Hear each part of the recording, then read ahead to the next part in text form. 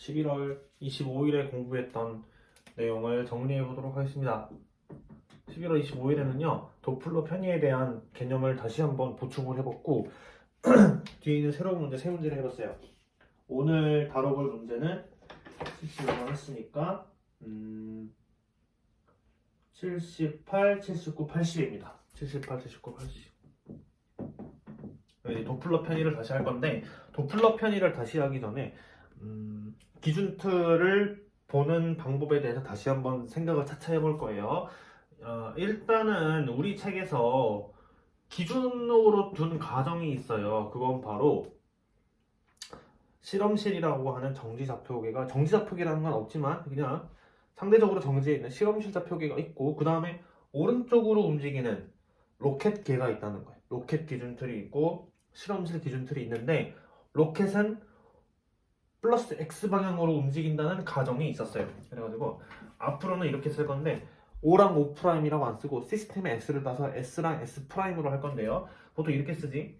S를 고정되어 있는, 상대적으로 고정되어 있는 실험실 기준틀이라고 하고, 상황이 지금 이게 이렇게 되는 거예요. X축이 이렇게 있어요. 왜냐면은 S, O 좌표계를 쓸 거기 때문에. 그 다음에 로켓이라고 하는 움직이는 걔가, 프라임 좌표계가 오른쪽으로 움직이는 이 그림이었다 이 말이에요. 그랬을 때 얘에서는 우리가 구하려고 하는 게 뭐였냐면은 이거였다 그 말이야. 감마 t 마이너스 감마 베타 x랑 그 다음에 마이너스 감마 베타 t 더하기 감마 x, 이제 이렇게 로렌츠 변환식을 쓰면 이렇게 되는데, 이게 지금 뜻하는 게 뭐냐면 이게 그거예요. 이게 그러더라고. T'이랑 S'프라임 축이 있을 건데, 그 축이 얼만큼 틀어졌나 얼만큼 들렸나, 이제 그걸 말하는 게 아니라는 거. 이게 뜻하는 게 뭐냐면은 실험실 좌표계가 있을 거고, 그 다음에 상대적으로 움직이는 로켓계가 이렇게 있을 거란 말이에요. T'프라임, X프라임 좌표계가 있을 건데, 자, 그리고 얘가 뜻하는 거는 S 좌표계, XT 좌표계에서 본 입자의 운동이 있겠죠. 우리는 이 입자의 운동을 좌표계 안에서 설명하려고 하는 거니까. 근데 XT 좌표계로 예를 들어서 x1, t1 이렇게 측정이 되는데, S 좌표계에서는 S 프라임 좌표계에서는 어떻게 측정되는가를 얘로 물어보는 거예요. 그럼 얘는 어떻게 측정이 되냐면은 이렇게 이 선상에서 측정이 되는 거지. 하나, 둘, 셋. 이렇게. 그럼 예를 들어서 여기서는 대충 2, 지금 보면은 이 입자는요, M이라고 하는 입자는 2,3 정도 되는 것 같은데, S 프라임 좌표계에서 보니까 대강 X축으로는 어디야? 지금 1만큼 됐죠? 그 다음에 T축으로는 한 2.7만큼 이렇게 측정된 게 보이잖아요. 그러니까 좌표계가 달라졌으니까 이 입자가 이렇게 달라졌다는 거예요. 그러니까 이게 뜻하는 게 지금 이제 그 뜻이라는 거. 이제 그렇게 봐야 되고. 근데 이제 얘를 인버스를 하면 어떻게 되느냐, 이제 그 말인데, 그럼 그림이 이렇게 그려집니다. S 프라임이 상대적으로 정지해 있고, 그러면은 실험실 좌표계가 왼쪽으로 움직인다고 보면 되겠어요. 근데 이때는 로켓 좌표계의 기준툴로 쓰는 거니까 X 프라임 좌표계를 쓰겠지. 그러면 상대적으로 정지해 있는 좌표계가 왼쪽으로 움직이는 얘 거를 보면은 이렇게 측정된다 그 말이에요. 잘 보세요. 감마 t 더하기 감마 베타 x 프라임 감마 베타 t 프라임 더하기 감마 x 프라임, 이런 식으로.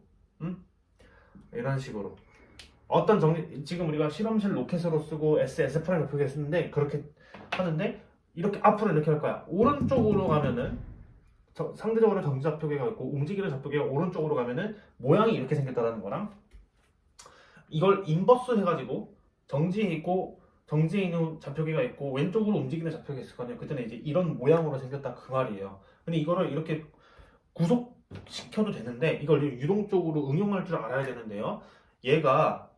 얘는 이제 좌표계가 어떻게 이게 이렇게 되겠지. 쓱 그냥 이렇게 되겠지. 근데 이게 기준 상황, 그 다음에 이게 이제 인버스된 상황.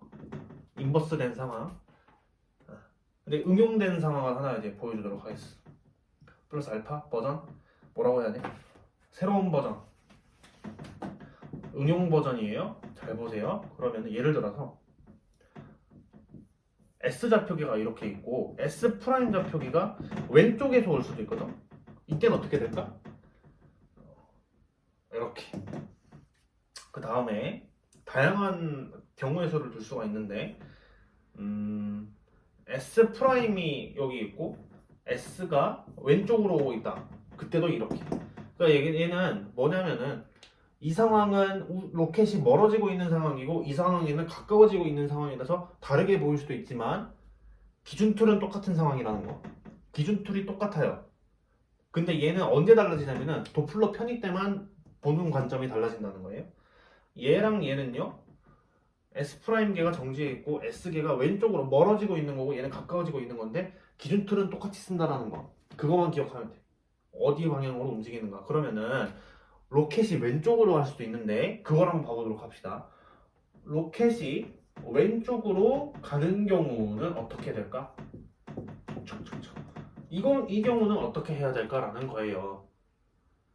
자, 그러면은 상황에 상황 그러면은 만약에 이거 로켓이 왼쪽으로 간다 오른쪽으로 간다 실험실이 왼쪽으로 간다 오른쪽으로 간다 기준은 오른쪽으로 간다 로켓이다 이렇게 잡아버리면은 한 계속 엇갈리는데 이거 지금 응용된 상황이니까 얘는 지금 어떻게 되는 거냐면은 움직이는 기준계가 로켓 프라임계가 왼쪽으로 간다 이제 그렇게 보는 게 아니고 움직이는 계가 왼쪽으로 간다 그러면은 왼쪽으로 가면은 그 뭐라 그래야 돼 동시선 그 T 프라임 축이 어떻게 들리겠어요?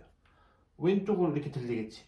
그러면 이제 X 프라임 축은 얘랑 인버스된 축이 되니까 이렇게 들린다고요. 그러면 축이 얘랑 똑같아져요.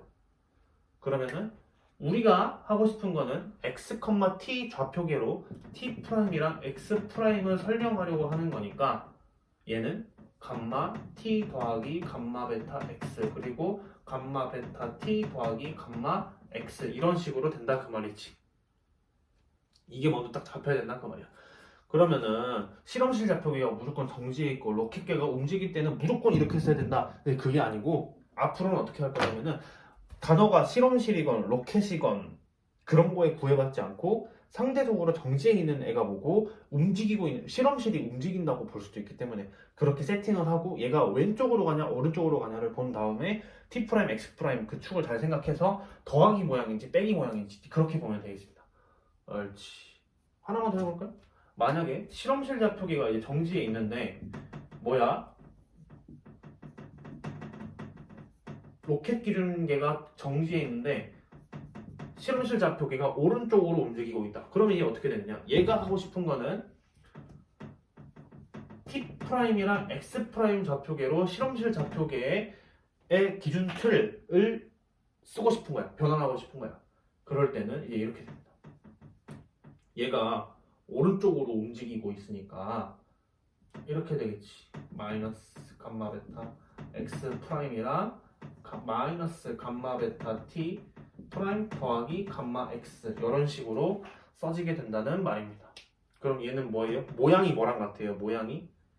얘랑 같지 않나? 아 그렇지. 근데 이제 프라임만 떼지고 하는 거니까 그렇게 보라는 거. 하고 싶은 거는 얘의 기준 틀이 x, t라는 거. 그 다음에 설명하고 싶은 게 뭐인지 그거가 캐치가 되어야 된다는 거랑 움직이고 있는 좌표계랑 정지해 있는 좌표계를 세팅을 잘해야 된다는 거입니다. 그리고 오른쪽에 멀어지고 가까워지고 그거는 상대론적 역학에서 진동수 도플러 편의를 쓰지 않는 이상은 상관이 없다. 하지만 도플러 편의 할 때는 구분하는 게 중요하다라는 게 하나 있었어요. 그래서 일단 이거를 경우의 수에 따라서 경우의 수도 아니지 사실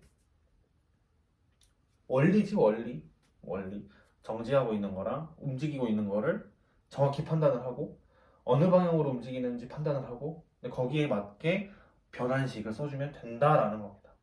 그래서 여기 이 상황에만 국한되어 있었던 아이디어가 이제 벗어나서 다양한 방향으로 적용할 수 있다는. 그럼 이제 여기서 실험실 좌표계가 왔다고 하건 실험실 좌표계 1번, 2번이 왔건 로켓 궤적계가 한 개가 있건 두 개가 있건 전혀 헷갈리지 않는 상황이 되겠죠? 됐어요.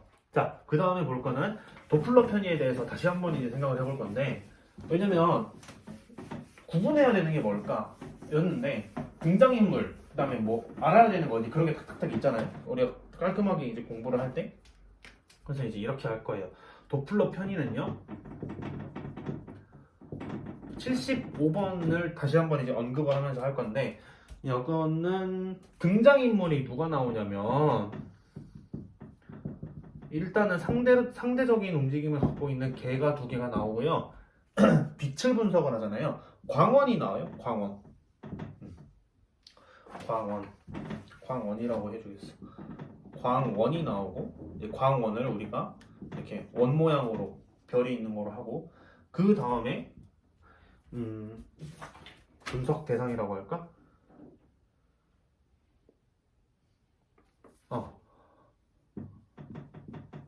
분석 대상은 광원이 아닙니다. 광자예요. 그리고 표현을 이런 식으로 할 거야. 아니면 이런 식으로 한다던가. 앞으로 표현은 도플러 편의에서 핵심은 광원과 광자를 헷갈리면 안 된다는 거예요. 광원은 태양이랑 전구, 광자는 질량이 없는 입자. 질량이 없고 C 아니면 우리 베타는 1의 속도로 움직이고 있는 입자라고 보면 되겠어요. 다시 우리의 분석 대상은 아까 봤던 것처럼 TX 좌표계에서 그리고 질량 입자에 대해서 했잖아요. 질량이 있는 입자의 좌표계가 어떻게 측정되냐. 이제 그걸로 하고 이제 델타를 쓰든 디타우를 하든 그렇게 분석하면 되는 거고. 자, 이 도플러 표현에서 하고 싶은 거는 그 질량이 있는 입자가 아니고 질량이 없고 빛의 속도 C로 움직이고 있는 입자에 대해서 분석한다 그 말이에요. 이렇게 바꿔야 돼. 그리고 이건 그럼 이제 도플러 편의가 이제 증명은 빠르게 되니까 그냥 해봅시다.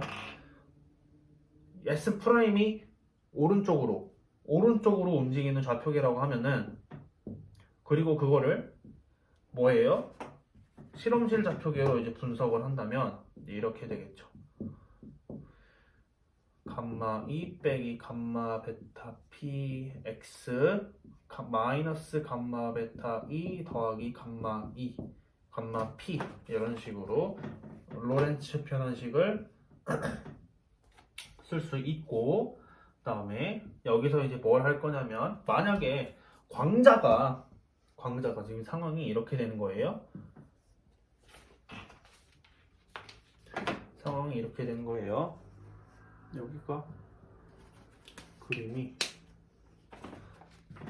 상황이 실험실 좌표계가 있고 그 다음에 움직이고 있는 좌표계가 있다 그 말이야. 이런 방향으로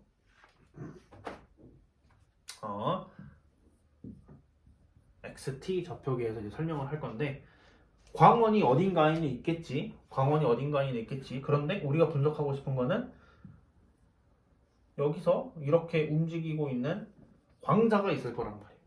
광자가 이런 식으로 움직이고 있다고 해봅시다. 파이의 각도, X축에서 파이의 각도로 위로. 그럼 이제 여기서 쓸 수 있는 게 PX는 뭐겠어요?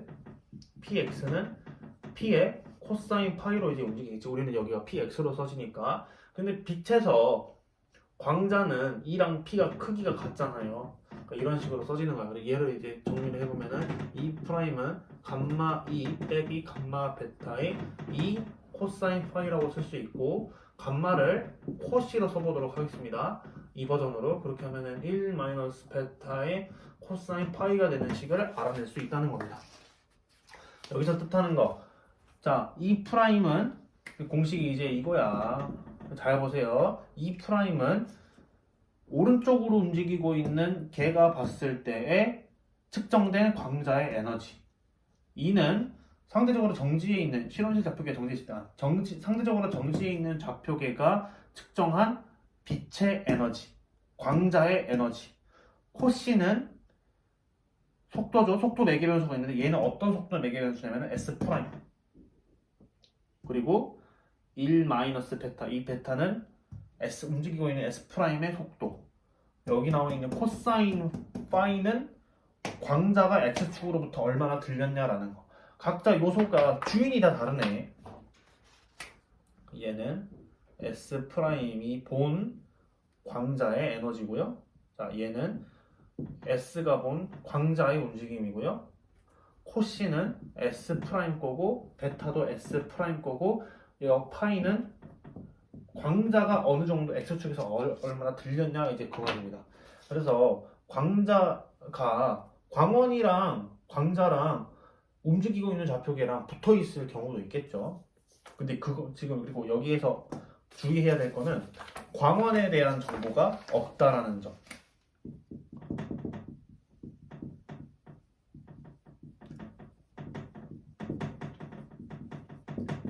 그래서 광원이 어떤 속도로 움직이고 있는지, 전구가 태양이 어떻게 뭐 공전하고 움직이고 있는지에 대한 정보가 없고 분석하는데 아무 필요 없다 라는 겁니다. 됐어. 얘는 광원계 아니라는 것도 중요하다. 얘는 한글로 써야겠다. 얘도 광원이 아니고 광자라는 거. 광자 거. 광자. 파이는 광원의 위치가 아니고 광자 거다. 광자가 어느 위치에서 어느 진행 방향으로 가고 있냐라는 걸로 판단하면 되겠습니다. 광원의 속도는 알 수 없다. 광자의 속도는 무조건 뭐예요? 자, 베타랑 코시는 움직이고 있는 게 거예요. 광자는 속도는 항상 1입니다. 베타는 1입니다. 근데 그렇게 한다는 거. 그 다음에 파이가 정확한 명칭. 파이는 뭐냐면은 광자, 광원이 아닙니다. 이렇게 써야겠어. 파이는 광원이 아니고 광자의 진행 방향이다라는 겁니다.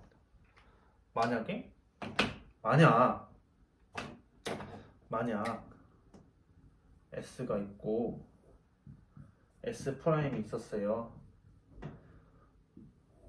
광자가 이 방향으로 온다면 어떻게? 이 방향으로.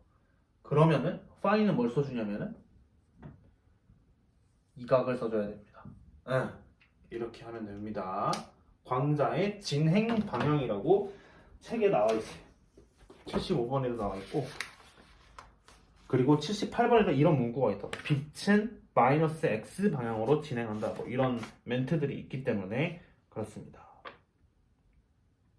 광자가 75번 보면은 광자가 x축과 각 파이를 이루고 있는 방향으로 이동하고 있다라는 이제 멘트들이 있다는 거.